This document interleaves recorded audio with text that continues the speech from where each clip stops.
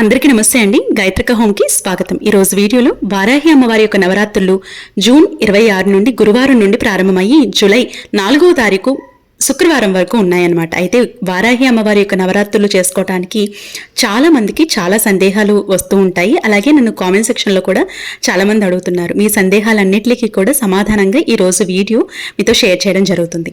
ఈ వీడియో చూసి మీరు చక్కగా పూజ అనేది చేసుకోవచ్చు. అలాగే ఇంకా ఏమైనా డౌట్స్ ఉంటే కామెంట్ సెక్షన్లో అడగండి. మన వీడియో నచ్చినట్లయితే వెంటనే లైక్ చేసి సబ్స్క్రైబ్ చేసుకోండి. ఫస్ట్ అందరూ అడిగే క్వశ్చన్ ఏంటంటే, మూడల్లో పూజ అనేది చేసుకోవచ్చా అని అడుగుతున్నారండి. మనం శుభకార్యాలు ఏమైనా చేసుకోవాలి అనుకుంటున్నప్పుడు, అలాగే కొత్త పనులు తలపెట్టాలి అనుకుంటున్నప్పుడు మూడం అనేది చూసుకోవాల్సి ఉంటుంది. కానీ దైవారాధనకి పూజలు చేసుకోవటానికి మాత్రం ఎలాంటి మూడము సంబంధం లేదండి. కాబట్టి మూడంలో మీరు పూజ అనేది చేసుకోవచ్చు. కానీ మీరు వారాహి అమ్మవారి యొక్క పూజ కొత్తగా స్టార్ట్ చేస్తున్నాము, పటం కానీ విగ్రహం కానీ కొత్తగా తెచ్చుకుని పీఠం ఏర్పాటు చేసుకుని పూజ చేసుకుంటున్నాం అనుకున్నా, పీఠం ఏర్పాటు చేసుకోకుండా సింపుల్గా పటం తెచ్చుకుని విగ్రహం తెచ్చుకుని పూజ చేసుకోవాలి అనుకున్నా కూడా మోడల్లో తెచ్చుకోకపోవటం మంచిది. పూజ అనేది మాత్రం చేసుకోవచ్చు. లక్ష్మీదేవి విగ్రహం కానీ పటం కానీ పెట్టుకొని వారాహి అమ్మవారిగా భావించి మీరు పూజ అనేది చేసుకోవచ్చు. కానీ కొత్తగా విగ్రహం కానీ పటం కానీ మోడల్లో తీసుకోకూడదు.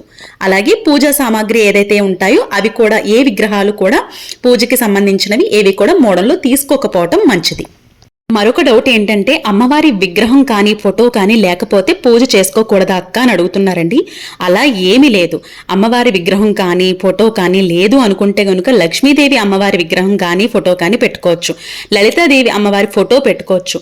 లేదు అంటే కనకదుర్గమ్మ అమ్మవారి యొక్క ఫోటో పెట్టుకోవచ్చు. అన్నీ కూడా ఆవిడ స్వరూపాలే కాబట్టి చక్కగా ఆ విగ్రహాలు కానీ ఫోటో కానీ పెట్టుకొని పూజ అనేది చేసుకోవచ్చు. విగ్రహం పెట్టుకునేటప్పుడు మాత్రం బొటన వేలికి మించినటువంటి విగ్రహం పెట్టుకుని పూజ అనేది చేసుకోవాల్సి ఉంటుంది.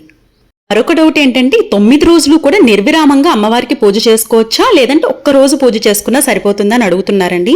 మీరు చేసుకోగలిగితే అమ్మవారి పూజ 9 రోజులు పూజ చేసుకోండి. లేదు అంటే ఒక్కరోజు అంటే పంచమి తిథి రోజున పూజ అనేది చేసుకోండి. నేను ప్రతిరోజు పూజ ఎలా చేసుకోవాలనేది నేను రేపటి నుండి వీడియోలు అనేవి వస్తూ ఉంటాయి కాబట్టి మీరు చూసి చక్కగా పూజ అనేది చేసుకోవచ్చు. ఒక్కరోజు చేసుకోవాలనుకున్న వారు పంచమి తిథి రోజున పూజ అనేది చేసుకోండి, చాలా మంచిది.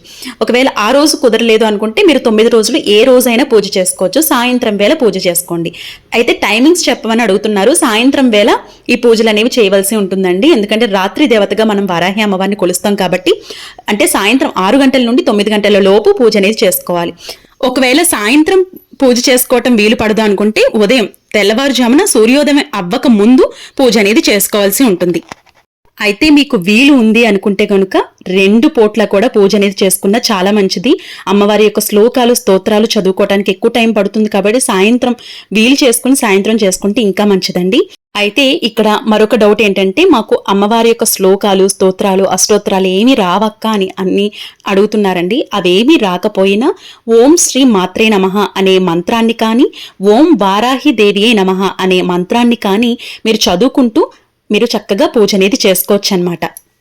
అలాగే మరొక డౌట్ ఏంటంటే, ఈ పూజని మగవాళ్ళు చేసుకోవచ్చా, అసలు ఎవరు చేయాలి అని అడుగుతున్నారు. ఎవరైనా చేసుకోవచ్చండి, ఇబ్బంది ఏమీ లేదు. ప్రతి ఒక్కరూ కూడా వారాహి అమ్మవారి యొక్క పూజని చక్కగా పూజ అనేది చేసుకోవచ్చు. పెళ్ళైన వారు చేసుకోవచ్చు, పెళ్లి కాని వారు చేసుకోవచ్చు, చిన్నవారు చేసుకోవచ్చు, పెద్దవారు చేసుకోవచ్చు. ఎవరైనా కూడా చక్కగా పూజ అనేది చేసుకోవచ్చు. అయితే ఇక మరొక డౌట్, ప్రెగ్నెంట్ లేడీస్ ఈ పూజ చేసుకోవచ్చు అని అడుగుతున్నారు. ప్రెగ్నెంట్ లేడీస్ ఎవరైనా కూడా పూజ అనేది ఎక్కువ ప్రయాసపడుతూ మాత్రం చేసుకోవద్దు. కష్టపడి మాత్రం పూజ అనేది చేయరు. ఏ పూజ చేసినా కడుపులో బిడ్డ క్షేమంగా ఉండాలి, డెలివరీ క్షేమంగా అవ్వాలి అనే కదా కాబట్టి పూజ చేసేది. మీరు పూజ చేసుకున్నప్పుడు ఒక దీపారాధన చేసుకుని అమ్మవారి యొక్క శ్లోకాలు అష్టోత్తరాలు చదువుకుని ప్రశాంతంగా కూర్చోండి అమ్మవారిని ధ్యానిస్తూ ఉంటే సరిపోతుందండి. అంతేకాని మీరు నైవేద్యాలు ఎక్కువ ప్రిపేర్ చేసి పెట్టడం ఇట్లాంటివి మాత్రం చేసుకోవద్దు. అయితే 5వ నెల వరకు పూజ అనేది చేసుకోవచ్చు. అంటే దీపారాధన చేసి సింపుల్గా పూజ చేసేసుకోవచ్చు అనమాట. కానీ 5వ నెల నిండిన తరువాత అంటే 6వ నెల వచ్చిన దగ్గర నుంచి పూజలు అనేవి చేయకూడదు. అండ్ అలాగే గర్భిణీ స్త్రీలు అంటే కన్ఫర్మ్ అయిన దగ్గర నుండి, ప్రెగ్నెన్సీ కన్ఫర్మ్ అయిన దగ్గర నుండి కొబ్బరికాయ మాత్రం కొట్టకూడదు. అలాగే ఇంట్లో వాళ్ళు కూడా కొట్టకూడదు అనమాట. ఇది గుర్తుపెట్టుకోవాలి. ఇక మరొక డౌట్ ఏంటంటే పీఠం ఏర్పాటు చేసుకుని అఖండ దీపం పెట్టుకుని పూజ చేసుకోవచ్చక్క అని అడుగుతున్నారండి. పీఠం ఏర్పాటు చేసుకుని అఖండ దీపం పెట్టుకుని పూజ చేయాలి అనుకున్న వారు నియమ నిష్టలతో పూజ అనేది చేయాలి. ఎందుకంటే దానికి ప్రత్యేకమైనటువంటి నియమాలు అనేవి ఉంటాయండి. ఆ నియమాలు పాటిస్తూ మీరు పీఠం అఖండ దీపం పెట్టుకుని గురువుల ఆధ్వర్యంలో మీరు ఖచ్చితంగా ఒక దీక్షలాగా పూజ అనేది చేసుకోవాల్సి ఉంటుంది. ఇవన్నీ కూడా చేయటం ఇబ్బంది అని అనుకున్న వారు నార్మల్గా నేను నిన్న వీడియోలో పెట్టానండి. సింపుల్ గా పూజ ఎలా చేయాలనేది అది ఒక్కసారి చూస్తే మీకు చాలా ఈజీగా అర్థమవుతుంది, ఈజీగా చేసుకోగలుగుతారు. అలా మీరు పూజ అనేది నార్మల్గా చేసుకోవచ్చు. ఒకవేళ అఖండ దీపం పెట్టి మీరు పూజ చేసుకుంటాను అని అనుకున్న వారు ఒక దీక్షలాగా చేయాలండి. అలాగే ఇల్లు దాటి బయటకు వెళ్ళకూడదు. అఖండ దీపం ఎప్పుడు కూడా వెలుగుతూ ఉండాలి. అండ్ అలాగే ప్రతి నిత్యము కూడా దీపారాధన అనేది వెలుగుతూ ఉండాలన్నమాట. అమ్మవారి నామస్మరణతో ఉండాలి. అలాగే ప్రతిరోజు అంటే ఉదయం సాయంత్రం కూడా మీరు తప్పకుండా నైవేద్యాలు అనేవి తయారు చేసి పెట్టవలసి ఉంటుంది. మీరు ఉదయం సాయంత్రం 2 పూట్ల కూడా పూజ చేయవలసి ఉంటుంది అఖండ దీపం కలశం పెట్టేవారు. అలాగే ఉదయం తెల్లవారుజామున సూర్యోదయం అవ్వక ముందు, సూర్యాస్తమయం అయిన తర్వాత తప్పకుండా 2 పూట్ల పూజ చేసి ధూప దీపాలు చూపించి పొలిమేర దాటకుండా మీరు చక్కగా ఇంటిని దాటకుండా చూసుకోవాలి. ఒకవేళ ఇల్లు దాటవలసి వచ్చినప్పుడు ఇంట్లో ఎవరో ఒకరిని పెట్టి ఉంచి వెళ్ళవలసి ఉంటుందన్నమాట. కాబట్టి నియమనిష్టలతో తప్పకుండా ఈ కలశం అఖండ దీపం పెట్టి పూజ చేసేవారు నియమనిష్టలతో ఒక క్రమ పద్ధతిలో చక్కగా పూజ అనేది చేసుకోవాల్సి ఉంటుంది.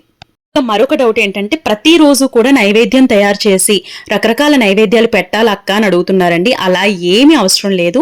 ఒక బెల్లం పానకాన్ని తయారు చేసి ప్రతిరోజు బెల్లం పానకాన్ని అమ్మవారికి నివేదన చేయండి. ఒకవేళ అది కూడా చేసుకోలేము, మాకు బిజీ షెడ్యూల్ ఉంది అనుకున్న వారు చిన్న బెల్లం ముక్కని నైవేద్యంగా పెట్టి పూజ అనేది చేసుకోవచ్చు, ఇబ్బంది ఏం లేదు. ఇక మరొక డౌట్, మా ఇంట్లో ప్రతిరోజు కూడా నాన్ వెజ్ చేయాలక్క, కానీ నాకు పూజ చేసుకోవాలని ఉంది అని అనుకున్న వారు ఉదయాన్నే తెల్లవారుజామునే పూజ చేసుకోండి. తర్వాత మళ్ళీ మీరు నాన్ వెజ్ ఏదైతే వండుతారో అవి మీ ఇంట్లో వాళ్ళకి వండిన తర్వాత మళ్ళీ సాయంత్రం పూజ చేసుకోవాలనుకున్న వారు తలస్నానం చేసి ఇంటినంతా క్లీన్ చేసుకుని తలస్నానం చేసి మళ్ళీ పూజ అనేది చేసుకుని దీపారాధన చేసుకోవాల్సి ఉంటుందన్నమాట. అంటే ముందే పూజ చేసుకుని తర్వాత మీ పనులు అనేవి చేసుకోవాల్సి ఉంటుంది. ఎందుకంటే తల్లికి అన్నీ తెలుసండి, మీ పరిస్థితులు అలాగే మీ ఇంటి వాతావరణం అన్నీ కూడా అమ్మవారికి తెలుసు. కాబట్టి నియమనిష్టలు ఫాలో అవుతూ అమ్మవారిని పూజ చేస్తే సరిపోతుందన్నమాట. ఇంకా పీరియడ్స్ విషయానికి వచ్చినట్లయితే మీకు పీరియడ్స్ వస్తాయి అని సందేహం ఉన్నవారు అయితే తప్పకుండా ఈ పూజని స్కిప్ చేసేయండి. ఎందుకంటే మనకి ఆడవారికి పీరియడ్స్ వస్తాయి రాంది అనేది ముందుగానే ఎంతో కొంత తెలిసిపోతుంది కదండి. కాబట్టి ఒకవేళ అన్ఫార్చునేట్లీ మీకు తెలియలేదు అనుకుంటే కనుక మీరు పూజ ప్రారంభించిన మధ్యలో వచ్చాయి అనుకుంటే కనుక ఆ పూజకి దూరంగా ఉంటూ మీ గాలిని కూడా అటువైపు వెళ్ళనివ్వకుండా మీ ఇంటి యజమాని మీ భర్త చేత పూజని చేయించండి. పిల్లలతోనైనా పూజ అనేది చేయించుకోండి. ఫస్ట్ ఆఫ్ ఆల్ ఏంటంటే పీరియడ్స్ వస్తాయని సందేహం ఉంది అనుకుంటే ఈ పూజని చేసుకోకపోవటం మంచిదనమాట. పీరియడ్స్ అయిన తర్వాత మీకు ఈ పూజలో 3 రోజులు మాత్రమే ఉంది అనుకుంటే చక్కగా ఇంటిని క్లీన్ చేసేసుకున్న తర్వాత పీరియడ్స్ అన్ని అయిపోయిన తర్వాత క్లీన్ చేసేసుకున్న తర్వాత అమ్మవారి పూజ ఒక్కరోజు మిగిలి ఉన్నా కూడా ఆ రోజు పూజ అనేది చేసుకోవచ్చు. అయితే ఈ పూజను ఎక్కడ చేసుకోవాలక్క అని అడుగుతున్నారండి. అంటే సెపరేట్గా పీఠం కలసం అఖండ దీపం పెట్టకుండా జస్ట్ నార్మల్గా వేరొక పీఠం వేసి పూజ అనేది చేసుకోవచ్చు అని అడుగుతున్నారు. అలా ఏం లేదండి. మీరు పూజ గది అంటే మీరు ఎక్కడైతే నిత్య పూజ చేసుకుంటారో అక్కడ మీరు పూజ అనేది చేసుకోవచ్చు అనమాట, ఇబ్బంది ఏం లేదు. 9 రోజులు పూజ చేసుకున్న వారు తలస్నానం చేయాలక్క అని అడుగుతున్నారండి. రోజు పూజ చేయాలి, 9 రోజులు పూజ చేసుకుంటాం అనుకున్న వారు తలస్నానం చేస్తే మంచిదే. కానీ ఆరోగ్య రీత్యా మీరు చూసుకుని ఆరోగ్యం బాగాలేదు అనుకుంటే కంఠ స్నానం చేయవచ్చు. అంటే నార్మల్గా స్నానం అనేది చేసుకోవచ్చు అనమాట, ఇబ్బంది ఏం లేదు. అలాగే భార్యాభర్తలు ఇద్దరూ కలిసి పూజ అనేది చేసుకోవచ్చండి.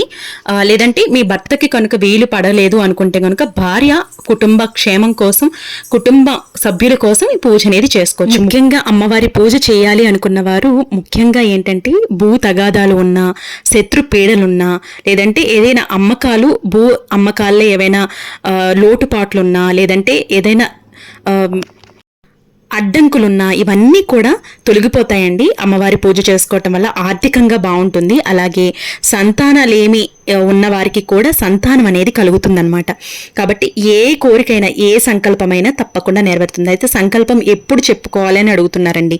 మీరు పూజ ఎప్పుడైతే ప్రారంభిస్తారో ఆ ప్రారంభించే కంటే ముందు అమ్మవారికి మీ కష్టాన్ని బాధని సంకల్పాన్ని చెప్పుకోండి. మీరు ఎప్పుడు పూజ చేసినా ఉదయం పూజ చేస్తే ఉదయం చెప్పుకోవచ్చు, సాయంత్రం పూజ చేస్తే సాయంత్రం చెప్పుకోవచ్చు. మీరు 2 పూట్ల పూజ చేసుకోవాలి అనుకుంటున్నప్పుడు ఎప్పుడు పూజ చేసినా పూజ చేసే ముందు సంకల్పం అనేది చెప్పుకోవాల్సి ఉంటుంది.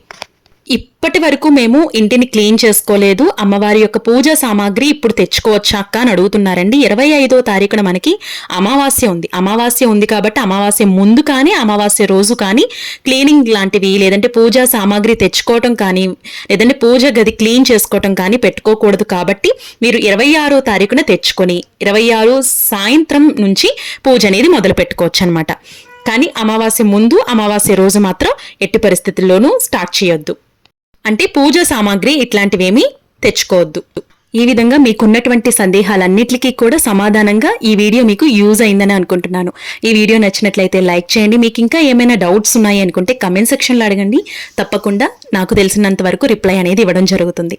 రేపటి ఒక మంచి వీడియోతో మళ్ళీ మీ ముందుకు వస్తాను. రేపటి వీడియోలో మళ్ళీ కలుద్దాం. అప్పటి వరకు నమస్తే, మీ గాయత్రక్క. ఓం శ్రీ మాత్రే నమః.